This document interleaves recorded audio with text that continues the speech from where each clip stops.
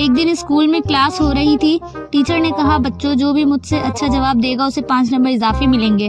سب بچے بہت پرجوش ہو گئے. ٹیچر نے سب سے پہلے علی سے پوچھا بتاؤ سورج مشرق سے نکلتا ہے یا مغرب سے؟ علی نے فوراً جواب دیا سر سورج مغرب سے نکلتا ہے. ٹیچر نے حیرت سے پوچھا کیوں؟ علی بولا کیونکہ ہم صبح اسکول دیر سے آتے ہیں. مطلب سورج نے ہمیں چھوڑ کر پیچھے سے نکلنا ہے. ٹیچر ہنس پڑی لیکن کہا صحیح نہیں. اگلا سوال. اب ٹیچر نے فاطمہ سے پوچھا پانی کس حالت میں زیادہ بھاری ہوتا ہے؟ فاطمہ نے کہا جب پانی برف بن جاتا ہے کیونکہ پھر زیادہ جگہ گھیرتا ہے.